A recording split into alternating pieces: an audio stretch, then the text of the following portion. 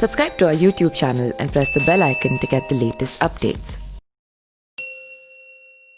द्रोणाचार्य कौरवों और पांडवों के धनुर्विद्या के आचार्य थे। उन दिनों द्रोणाचार्य धनुर्विद्या में अतुलनीय थे। द्रोणाचार्य का एक पुत्र था जिसका नाम था अश्वत्थामा। उन्हें अश्वत्थामा नाम दिया गया क्योंकि पैदा होते ही उन्होंने घोड़े की तरह दौड़ना शुरू कर दिया था और अश्व का मतलब होता है घोड़ा। द्रोणाचार्य अपने पुत्र के अत्यंत प्रिय थे। अश्वत्थामा ने अपने पिता से धनुर्विद्या सीखी और एक महान धनुर्धर बना। अश्वत्थामा की माँ एक और महान धनुर्धर कृपाचार्य की बहन थी। कृपाचार्य ने अश्वत्थामा के साथ साथ कौरवों और पांडवों को भी धनुर्विद्या में मदद की थी। यह कृपाचार्य ही थे जिन्होंने द्रोणाचार्य से उनके बाद पांडवों और कौरवों को पढ़ाने का अनुरोध किया था। वे बहुत करीबी रिश्तेदार थे। अश्वत्थामा ने धनुष और तीर का उपयोग करने के कई गुप्त तरीके सीखे और जल्द ही एक विशेषज्ञ बन गए। दुर्योधन और कौरवों के साथ पासा का खेल में अर्जुन और युधिष्ठिर की हार के कारण पांडव जंगल में थे।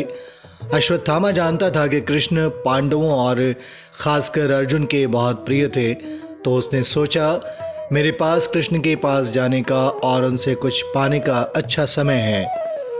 वो कृष्ण के पास गया और कहा, मैं तुम्हें अपना सबसे शक्तिशाली हथियार ब्रह्मशिरा दे रहा हूँ।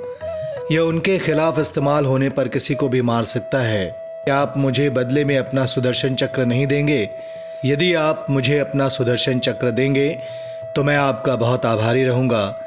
कृष्ण ने कहा, अद्भुत, मैं विनिमय के लिए तैयार हूँ, तुम इसे उठा लो। अश्वत्थामा ने चक्र को उठाने की बहुत कोशिश की, लेकिन उसके लिए इसे उठा पाना बिल्कुल असंभव था।